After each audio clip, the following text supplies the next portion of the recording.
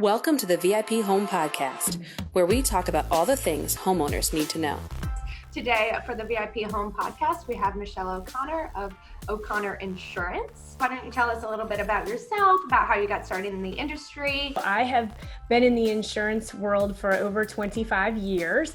I started my career as a district sales manager with Erie Insurance Group. It was a great way to learn, and I loved working with agents. So I actually got transferred to North Carolina to open up their territory in the western part of the state. So I got to meet a ton of amazing people. I got to see how all kinds of agencies operated their offices. And so when my husband and I started our agency Scratch 20 years ago, I was able to take the best of the best and pull that together in our operation. And so it's really a credit to all those awesome agents that I met along the way. I mean, that's like the dream. I feel, you got to work with your husband, which is kind of fun. I'm working, side by side, my fiance, totally different industries. And I'm like, I'm kind of sick of him already, but that's neither here nor there. In those years, what have you seen that's changed over time, whether it's with technology or with your clientele? I feel so much has changed in the last 5 years. So can you share a little bit about that and your transition into kind of the technology wave? Crazy way to start the 20th year, not how I thought that was going to go at all. But I think along the way, the thing that I've learned the most is that the best laid plans were just plans, and we have to pivot a lot. So some of the changes that I've seen in our clients that have been positive really came to light the last couple of months and all this madness, because we were able to pivot literally overnight to take care of our clients, because we already have a lot of technology built into our agency and being able to service people. And so really nothing changed. It was a seamless transition, other than the fact that we're not having appointments at our office. We're able to do it virtually. We're able to help them with payment. We're able to do everything. So that's fantastic. From the other portion of it, some interesting things that have happened that people don't always realize that have happened behind the scenes. The rate making process has changed. So it used to be years ago that I could say, oh, Carol, you're buying a brick house in, this neighborhood and it's about this much. Oh, it'll probably be about $500. And that is just not even close to how it works anymore. I could never predict the rate, because the rates behind the scenes are being sliced and diced a lot, which is good for the buyer to a large degree. So there's a lot of positives in that. What would you recommend for a new homeowner when looking for insurance? Is shopping around a thing, or how would you suggest that to a new home buyer? It's very overwhelming when you're a new home buyer. So first, let me say that, you're trying to learn so many things, from how to purchase the home and what's important to you to how to do your mortgage. So I really recommend finding a good independent agent when it comes to insurance, because they'll have access to lots of different insurance companies. That's the beauty of working with an independent agent. And they have a lot of knowledge in the products, so they can really take your individual needs and what you're buying and match that with what carrier is going to give you the best coverage for the best price. So that's a real advantage to them. And also I would say to, start the conversation earlier. So when you start thinking about it, it's probably a good time to reach out to your agent and just start the conversation. Could I go to you for insurance here in New Jersey, or is it state by state, or how does something like that work? That is such a great question, because people don't always realize that insurance is state specific. So even if you just we're in North Carolina, if you move from North Carolina to South Carolina, which folks do every day, we have to completely rewrite a new policy for you, because the laws and the coverages in that state are different than the state of North Carolina. And New Jersey has its own set of interesting laws as well. So yes, you do it is state specific. Okay, so I could go to you. It would just be state specific to New Jersey. Correct. As long as I'm licensed in that state, which we do happen to be licensed in New Jersey, but we're not licensed in all 50 states. What would you recommend to home buyers when looking for insurance? What is a staple? What is maybe unnecessary, but you'd recommend? Can you just explain a little bit about that and how you work with your clientele from person to person? One of the most important things to understand is that not all insurance policies are the same. And of course, this is going to vary from state to state as well. But our state has specific forms for homeowners policies. And so a lot of insurance companies offer what's called an HO3. And then we also have carriers that offer something called an HE7 with a 21. So that sounds like total insurance ease. We've written blogs on it because people understand that there's differences but have no clue what. Really, the best way to explain it though is the HE7 with the 21 is like the Cadillac. So if you were going to go and buy a car and you just bought a standard car, standard model, that's what you're getting with the HO3 versus the HE7 with the 21s giving you the maximum coverage available in the form. So it really is a much better policy. Stuff like sewer and drain, if your toilet overflows and leaks through the house, that's covered on the HE7 21 standard. You have to add that to the HO3.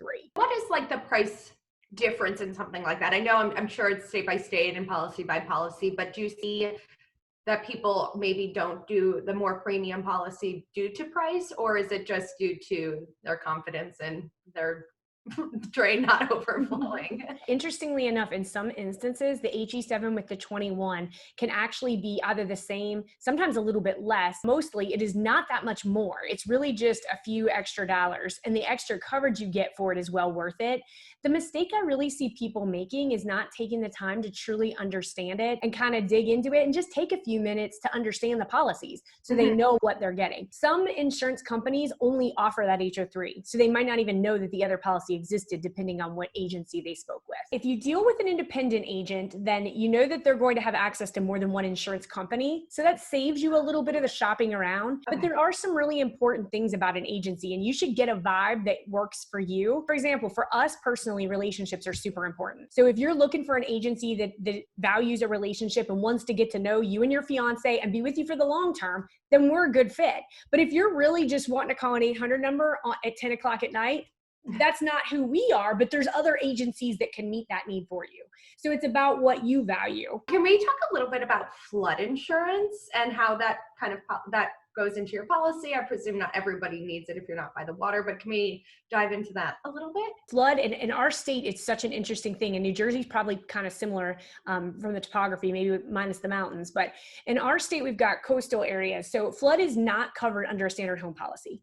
You have to purchase a separate policy for flood. So if you don't buy it, you don't have the coverage. There's no mystery about that. There's no coverage. The loose definition, how you can think about flood, is rising or standing water, and that's never going to be covered. So recently, we've had instances in North Carolina and Atlanta, in areas that are not coastal, where it's rained really hard in a very short amount of time and the ground can't absorb the water. So it rises and goes into the house, and there's no coverage for that.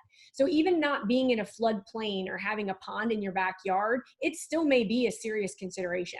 Our neighborhood has horrible drainage. If I wasn't at the top of the hill, I would have a flood policy. Okay, no, that makes sense. And now does a flood policy, I mean, it obviously includes natural disasters, but does that also, if you forgot to turn the water off in your bathtub and it overflowed, does that cover that, or is flood only natural?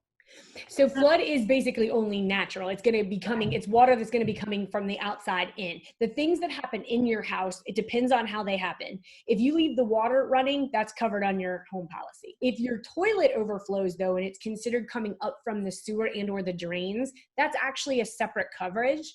And they kind of slice that out, and you have to either include that on your policy or pay extra for that if it's not already included. Can you share a little bit about a standard North Carolina policy, like what you again would sort of recommend and what comes standard, and then what, like in addition to like a flood, that you would suggest a policy holder have? It's dependent on the type of property you're buying. And I think that's really important to share as well, because not everyone understands that.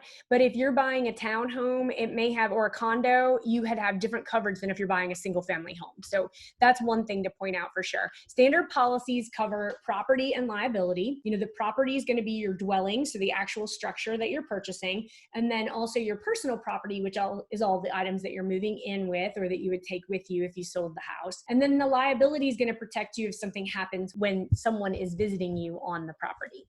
So and there's obviously, that's a super surface example, but just to give the basic of what the policies cover. The differences in the policies in North Carolina really dictate which coverages underlying that you'll have. And something you should be looking for in a good agent is to ask you lots of questions, because the more questions that they ask about you and your personal belongings, then the better they're going to do at making sure that all those little nuances are uncovered for you. So for example, if I was talking to you about jewelry and you told me that your great grandmother had left you a diamond ring that was quite valuable, then we would want to add some coverage on there for that. And I'd want you to understand what was covered under the home policy if you didn't. And some people choose not to. They're like, that's okay. I keep it in a safe. Like, I'm totally comfortable with where it's at. Not a problem, but somebody should explain to you so you make that choice. Now, how often would you say a homeowner looks and reviews their policy? Is it once a year, a couple times a year, every 10 years? The way we like to do it in our agency, we ask our customers to do it with us annually. And we have done it a variety of different ways. You know, you can fill a form out, you can do this, that, and the other. The best way to do it though is just to talk to our client for a few minutes. We've got it down to 20 minutes, but we do really like to do that annually because sometimes you make changes you didn't even realize were going to impact your insurance or that you needed to increase it. Like maybe that ring was just gifted to you and it didn't even occur to you that you should call us. But in the course of that conversation, we would talk about those things. The other time is if you make major additions to your home and or if you purchase expensive things. So if you buy a collection or jewelry, you purchase some expensive guns, or maybe someone passes away and those are gifted to you, those are all good times for you to reach out. But otherwise, annually for sure, quick 20-minute call and you're good to go. If you have a question, call us because we often find that they're afraid to tell us something or afraid to ask us something. And that's what we're here for. That's part of the relationship that we value.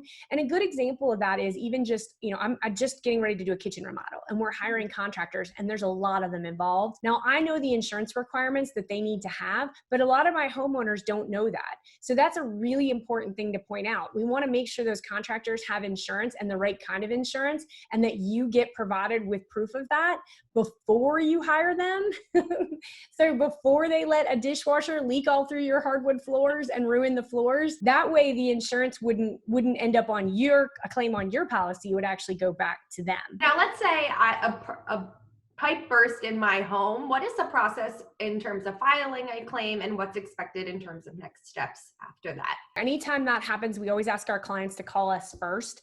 A lot of the insurance companies do have 800 numbers for emergencies. So, you know, if that happened at 10 o'clock on a Saturday night, I'd want you to call the insurance company and get the process started. But otherwise, we always love our clients to call us first so we can talk it through with them, let them know what their deductible is, kind of just talk them through what's going to happen. So, you know, you're going to call us and then we're going to connect you with the insurance company. Within 24 hours, we should have an adjuster out there. On your end, the most important thing is getting the damage mitigated. No matter whether it's a pipe or a window that broke or a tree that landed on the house, it's just stopping from further damage. So shutting the water off, covering up the hole if it's raining, those kinds of things. Can you share what the most frequent claim that you receive? And is there a way that homeowners could maybe take steps to prevent that from happening? Our app, it's designed to help the homeowner do a little bit of a better job of being a homeowner and make things simpler and remind them to fix things. But if you don't use our app, you know, maybe there's ways that you can also prevent that claim from happening or happening again.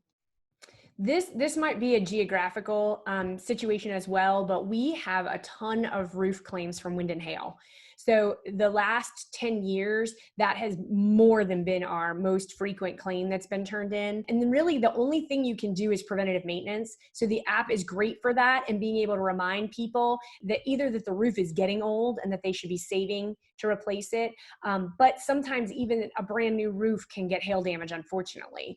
But that is a good example. And then there's other maintenance things too around the house that I think could just save people money out of their own pockets, even just if they just keep up with those items on a regular basis before it becomes like a massive problem. If you could share something with a homeowner about insurance that many people don't know or appreciate, what would that be? I mentioned this already, but I just cannot tell you enough how much the relationship with an agent is important. Because if you have a claim, you want the friendly voice at the other side that's going to hold your hand and walk you through the process. Because hopefully you only do it once every 20, 30 years. We do it every day. So we're well versed on it, but that relationship is what makes it so important. If we have a good relationship, we already know things about you. We know you have a dog, then we're going to know that you need put up in a hotel that's going to allow pets so that your dog has somewhere to go as well. That's a great point, though. I mean, I would have thought of that. I would have just brought my dog and they'd probably turn me away. So prices. So if do you find that people might not call you when something goes wrong because they're nervous or scared that their policy is going to increase, or does it not increase on the first time, or how does that sort of work as well? Yeah, and that is a very, very good point because people do not call sometimes because they think, oh, if I even speak to them. And I do have to give a little bit of a disclaimer. So we're an independent agent. You can call us. We don't have to turn a claim in because we had a conversation with you. If you call an insurance company directly, depending on the insurance company, that may or may not be the case. So if you call, the 800 number for the carrier, they may have to start a claim in order to even say, unfortunately, you don't have any coverage. But again, that's the value of the relationship part of it. If you call me, then I can say, hey, Carol, let's talk this through. Your deductible is $1,000. Did you get an estimate? Yes, it's about $500. Then we don't even need to turn it in because it's under your deductible. So we can talk that through together. So independent agents, then you go to the insurance carrier? So I would work with you and you would work with them, or we would work together and then I go to them? It's super confusing. It is confusing. As an independent agent, we own our businesses. First of all, we can represent as many carriers as we want to. So in our agency, we're very selective about the insurance companies because we want to make sure that they pay claims. So we have a handful of very strong ones in our agency. So that's how we operate. We then go to the insurance carrier to place the coverage for you, but they do still have a relationship with you when it comes to billing and when it comes to claims. Okay. They still provide the bill and you pay them the money. And then when it comes to claims, the claim is ultimately their responsibility to adjust it. There's also agents called captive agents, and they only represent one insurance company. And then there's also direct writers where they're just going directly to the consumer. So I'm sure you can think of some examples of them. I'm not going to give them any free publicity, but I wouldn't either. they're the 800 numbers. We heard that many agents act almost like home advisors to their clients, providing advice and a number of home-related topics. You have a very successful agency and managing so many relationships, it sounds like that can be challenging. In your view, what's the optimal level of engagement you have with your clients? So I would love consumers to look at their insurance agents as one of the professionals that they have to hire. And hire is a really good word for it because you should be looking to hire an agent that you're going to stay with for a while when you do that. Just like when you look for an accountant or an attorney and you want to form a relationship with them so that they can help you throughout, not just for the one transaction that you have. And so, yes, we do act like home advisors. There's a number of times where folks call us with a question because they just don't know where else to go. It may be a maintenance thing and maybe just a little couple shingles off their roof and they can't find a roofer that'll come out and put them back on for them. It might be something little like that. Or they may be asking us advice about a new home, or maybe they're looking at a rental or a seasonal home, some things like that. And so, yes, we're absolutely advisors in every capacity to be able to give them information and help them along with that journey. Normally your interactions with your clients, is that through the phone or is it more in person? I mean, I guess it's location that somebody across the state isn't going to come in, but how does that kind of relationship build from person to person? Sure. So being in a big metropolitan area, my clients do not want to drive to my office. So I could be 5 miles down the road, but it could take 20 minutes to get there. And so our business has really been built off of phone relationships. On our business sector, we do a lot more in person, but our personal lines clients do almost everything on the phone with us and email. Of course, we've added texting. We've offered Zoom meetings, but our personal clients aren't as inclined to take advantage of that as some of our business clients are. Can you share a little bit about the difference between your business clients and your personal clients? I mean, I presume some are homeowners and some are businesses, but like what the difference in policies look like? The business clients, it's a lot more complex because it really depends on what they do that dictates the types of policies that they need, the types of coverages that they have. If they're a contractor, they have tools. If they're a doctor, they have a lot of employees. It just depends on what they do. So yeah, the business stuff is definitely more complex. Our business owners are very busy and hard to get in touch with. That's probably the biggest thing. So we've added a lot of technology to ease that for them. So if they're working at 9 o'clock at night, they can jump into their client portal, request what they need from us, and it'd be ready for them when they get to their job site the next morning. So the technology has even become more important with our business clients. That's an amazing way to really interact with them, but also make everyone's life easier. That's right. We have a segment called Homeowner Horror Stories, and we always ask our guests kind of like their worst story or something they've interacted with, whether it's personal or through, your claims. So do you have a story that you could share that is terrible. So we have kept track of some interesting ones over the years. There's no doubt about that. I'll share the horror story claim, but on the other side, we've had a lot of crazy questions from interactions, especially domestic disputes amongst people. There's a lot of craziness that goes on in that arena. And that would be the most horrific stories. But one that was horrible was a toilet that overflowed over a finished basement, and the ceiling fan was on in the finished basement. So it literally hit the fan and went everywhere. So it was a terrible, terrible claim. And they had just finished the basement, so I felt so bad for them. But luckily, it gave whole new meaning to the phrase. But luckily, there was good coverage in place. There was sewer and drain in place, so they were all taken care of. Just a nasty little mess to clean up. Oh, well, at least I had the right insurance. That's right. I feel like we have to name our episode "It Literally Hit the Fan," because I've never heard of anything better than So I don't see clients that have excessive coverage. Unfortunately, what I see is the reverse, where people wanted to make it a quick 5-minute call to the agency, and they don't really want to take that extra time to understand and let us ask the questions that we need to make sure they get the coverage that they need. And then they're disappointed in a claim. So I would definitely say that taking the time to make sure that you ask the right questions so you get the right coverage is really important. My advice to all homeowners, especially new ones: do not take the lowest deductible. If you are able to take a deductible that's a little bit higher, then you're paying less for your insurance. So the higher the deductible, the lower your insurance goes, because you're taking on some of those smaller claims. So I always tell my clients, if you can write a check for that amount comfortably at any time, then you should not be taking a deductible below that, because you're actually just giving the insurance company money, and you're never going to have a claim at that amount anyway. So I think that's really important, especially for new home buyers to understand and to relate to. And even existing ones, I'll have existing clients take a $250 deductible. They've never turned a claim in 20 years. I'm like, what are you doing? Increase your deductible. What is a typical deductible? So typical deductible is going to be $500 or $1,000, but we're seeing a lot of our clients. One of our insurance companies offers a $1,500 one, which is very popular, but we have a lot that even will take a $2,500 one, because they're not going to turn in a claim under that. They have the ability to write a check to solve those problems that come up. And so they're paying less for their insurance. So it makes good sense to do that.